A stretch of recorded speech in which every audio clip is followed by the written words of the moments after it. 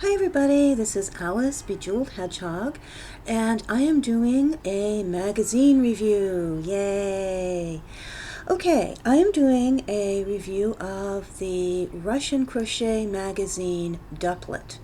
And I'm going to show you the magazines, and then I'm going to talk a little bit about the crochet technique and some Ravelry groups and websites that I have found for it. I have 2 issues of the Duplet magazine, and if you cannot read the writing, that is just fine, because I can't either.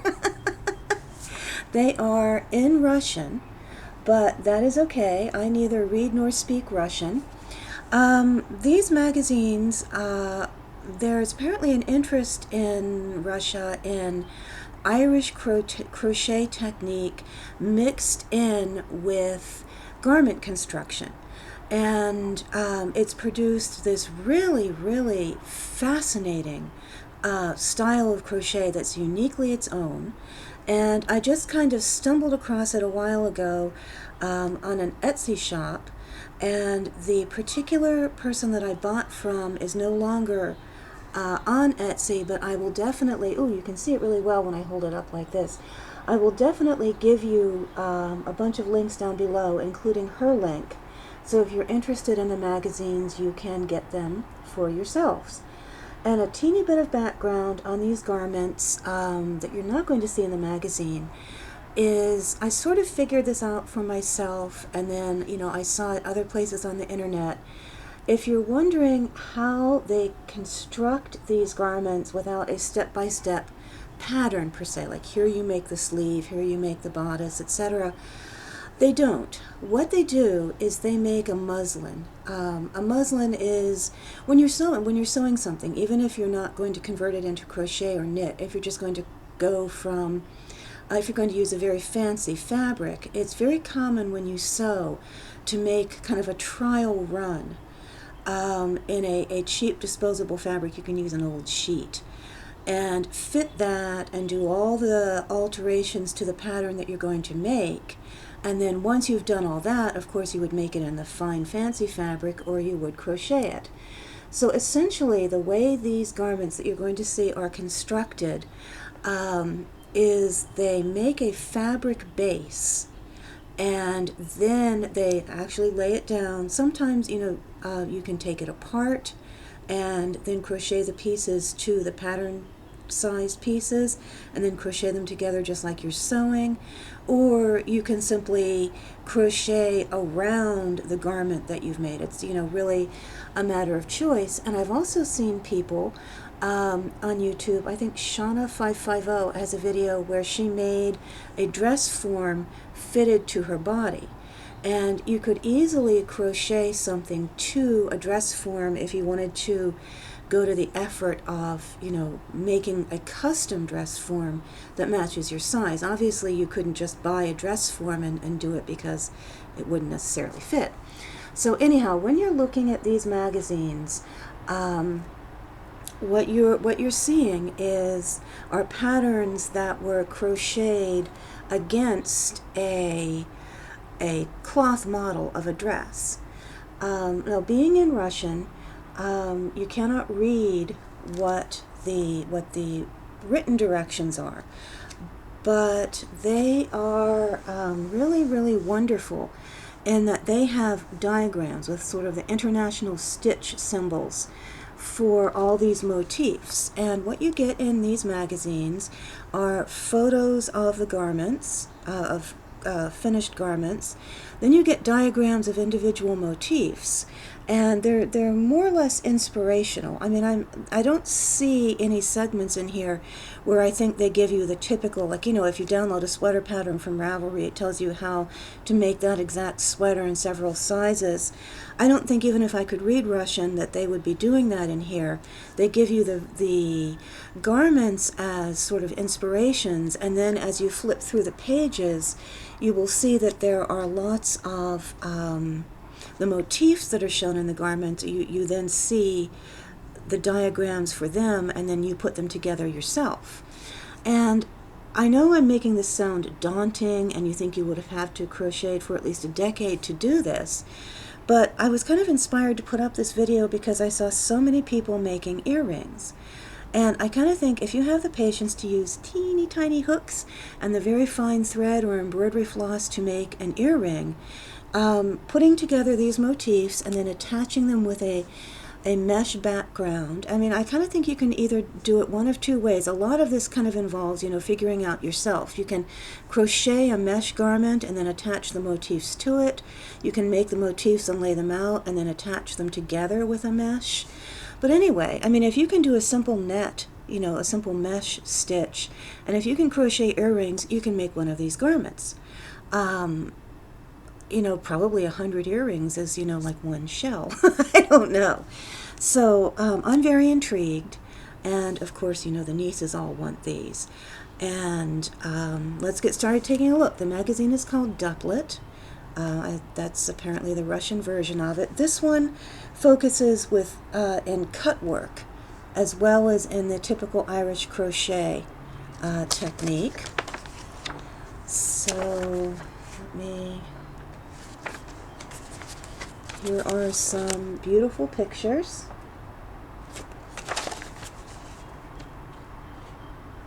Okay, now some of them are going to look a little over the top. Like, you know, crocheting pants. You know, I would not let any of my nieces out in public looking like this. But clearly, you can see that, you know, these things can be modified. Now this is beautiful. This is a dress with an insert in it right here. And let's move a little further along. Look at these jackets. These are very fitted garments. You know, you could do them much less fitted. And these are clearly crocheted to a muslin backing. I mean, look at these skirts. And again, you know, some of these, if you ever get one of these magazines, the models are wearing, you know, like beige colored underthings, I think, to give the impression that there's not anything underneath. And if that makes you uncomfortable, that would make me uncomfortable. Then obviously these can be worn with a colored half slip under the skirts, or, you know, with a tank top under the shell. I mean, look at this beautiful shell.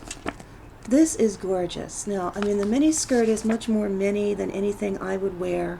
Let's see if you can see the lace. See, the closer I get, excuse me, the kind of more out of focus it gets, unfortunately. You know, obviously you don't have to pair this shell with a skirt quite that short. Look at this jacket. This jacket is just beautiful.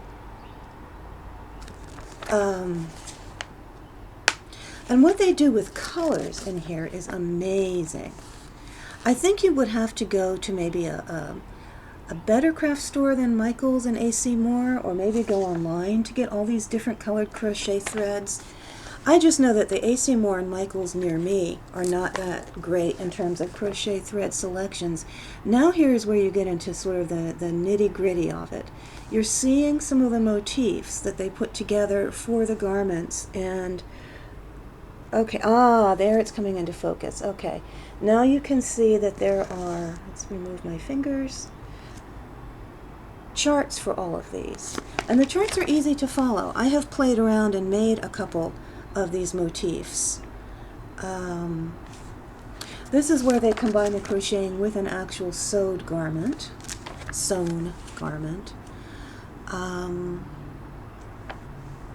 These magazines you could just look at for ages and ages. This is so pretty. The black and the pink. Coordination deficit disorder. Okay. And let's see, now when you get towards the middle of the magazine, it shifts over into black and white. But that is okay, because see what they do, they have these great diagrams. I will have to admit this is not a learn to crochet. This is sort of showing what looks like needle crocheting. If you have never picked up a crochet hook, this is not the place to learn. But if you have the basic stitches, then you could easily do this. You can see this here. Yep, you can see that there. That seems to just be giving you a general guideline of where they're laying out the motifs.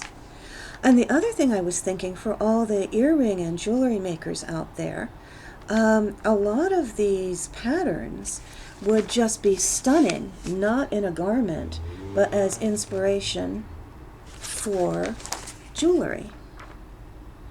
And see, they'll show you pictures, like right here. There. And then they have the charts. And let me just quickly show you, in case you don't understand what a particular symbol means, what they do in the back is, it's hard for you to see. They have the symbol and then they show a diagram of the stitch. And I would find it hard to learn the how to do the stitch from this picture. But I mean, if they had the symbol and then they had, for instance, a Russian word saying, you know, single crochet or half double crochet, I'd be gone, I'd be lost. But because they have that picture, I can see the symbol and then I can kind of look at the stitch, and in a moment or so I can say, oh, okay, that's a triple crochet, or okay, that's a bullion stitch. So that kind of eliminates the need to be able to read any Russian whatsoever. Oh, now here, for the earring makers, look at this. This is a butterfly, a diagram of, you know, a butterfly. I guess that would be an earring or a,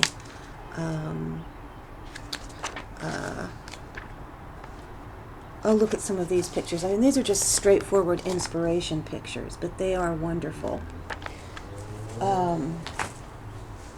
Okay, here is the next one. And you know, I just stopped in off in the middle of a train of thought.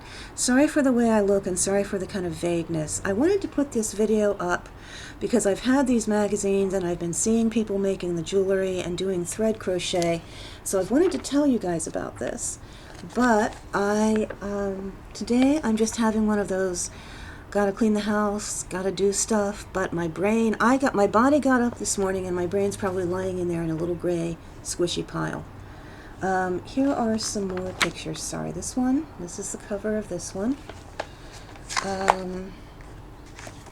Here's a vest.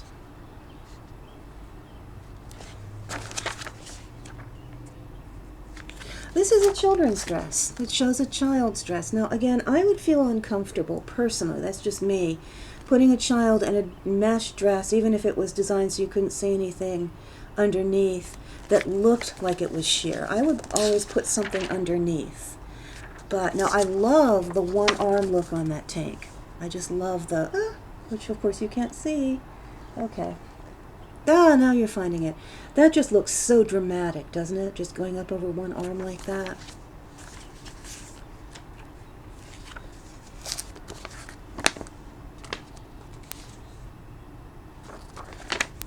Okay, I don't want this video to be so long it's intimidating. I love that top. I think actually, it's the sunlight, the way the sunlight is coming in. It's just making it hard to show things. Look at the drama of this blue. Now this is clearly, you'd have to sew to do this.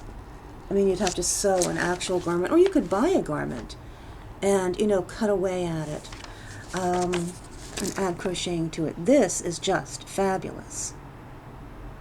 I don't have the figure to carry that off, but that is amazing. And the thing about the way you construct these garments is you really could, you know, whatever your shape is, you just make the fabric base, and you don't even have to be a machine sewer to do that. I mean, you could really just whip it together by hand. They can just be basted together, and then you do the crocheting over it. Look at that skirt. And I had a niece who wanted one of those, and I said, okay, I'll be in the nursing home finishing it up, guys, but, you know, you can have it. Just thought I would share this with you. Here is another skirt. I'm just so taken with these magazines. Look at this dress. And look at her. Let me take a quick look at this. You know what? I think this thing that she has up on her arm is a bag. She's holding, you know, like a crocheted purse accessory. And of course I'm barely showing it to you because focusing. Okay. So Here's some color pictures of individual pieces. And, oops, pictures and diagrams again. I mean, this is just packed full. The middle of the magazine, the body of the magazine, once you get past the glamorous pictures, are, and they're also, they're photos and diagrams, and the photos are very, very helpful in terms of seeing what's going on. Look at this, cherries. Is that wonderful or what?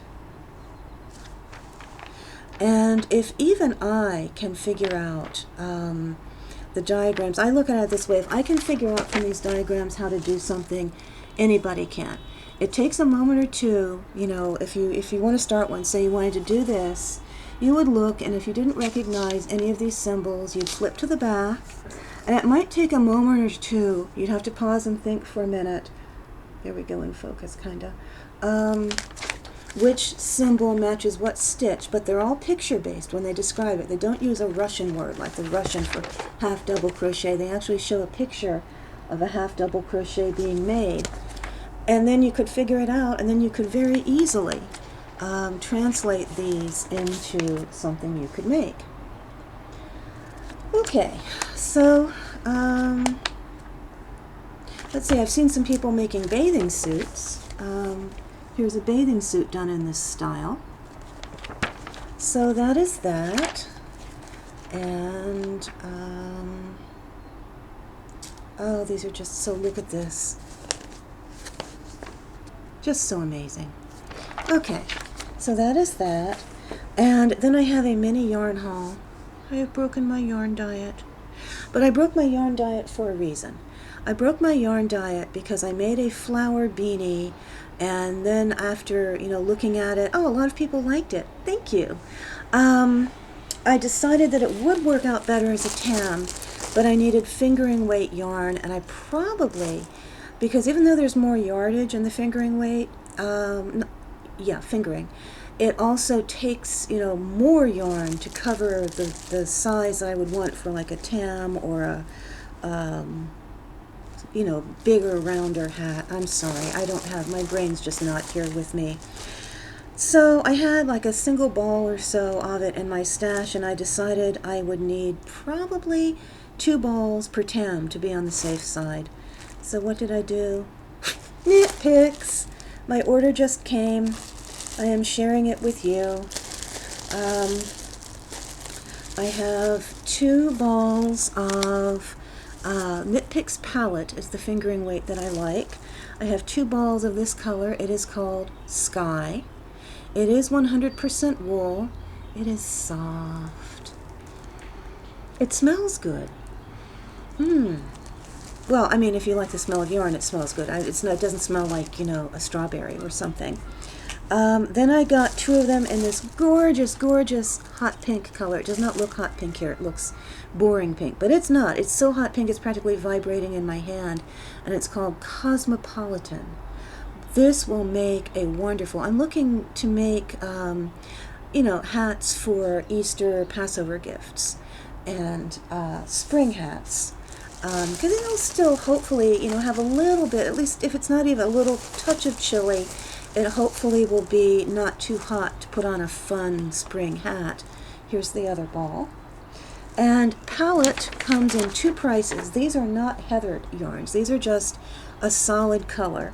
So these are 231 yards, 50-gram balls for $3.39. And yes, they do add shipping. But let me tell you, if you were to walk into a yarn store and look for, you know, the hand-dyed, hand-spun, fingering weight yarns, you would pay much, much more than this. I don't think I've ever seen it in yarn stores. The one yarn store that's near here that I look at, and I've, you know, bought like 1 or 2 skeins because I want to support her business, they have a sale basket, and their sale price are $6 skeins. And those are not their pretty skeins. Sometimes I think, you know, they pick, I mean, they try, but they have, I like to support small and local businesses very, very much. But the price issue on these yarns just really makes it prohibitive for me. And I cannot believe it. I'm at 20 minutes. No. Quickly, here is the last yarn. Oh, wow. This will make a flower tam that will jump right off somebody's head. This is 75% superwash merino wool and 25% nylon. 218 yards at 20 grams. This is machine washable and dryable. And this is Felici self-striping yarn, and the colorway is Fizz. So look for some tams, and hopefully a tutorial as soon as I get a tripod, that's the word, a tripod, and at least one of these hats will be done in tutorial form. So everybody, I hope you enjoyed the tour of the Russian crochet magazines and of my little yarn haul. Thank you very much for watching me. Have a wonderful Saturday and a wonderful weekend. And I will put a whole bunch of cool links to there's a Russian crochet on Ravelry, where you can buy Russian crochet magazines on the internet. And also YouTube has a Duplet channel where they kind of give you a video tour of the individual magazines. And I am going to say something here. It's not advertising. It is, I bought my magazines from a shop that used to be on Etsy. So I bought them from a particular woman in the Ukraine. And for whatever reasons, her Etsy shop closed and she moved to a different website. Her website is apparently different from the website in the videos. And even though I like the videos, I mean, I feel sort of compelled by loyalty to put in a plug for, if you are going to buy a magazine, you know, I did buy my magazines from the website that I'm going to show you down below. So just to tell you, she was my seller, so to speak. So I would, like to say maybe she can be your seller too. But I also don't want to be unfair to the person who's putting up the videos. So anyway, flip a coin, you decide. That was my little 2 cents. Okay, happy Saturday. Bye.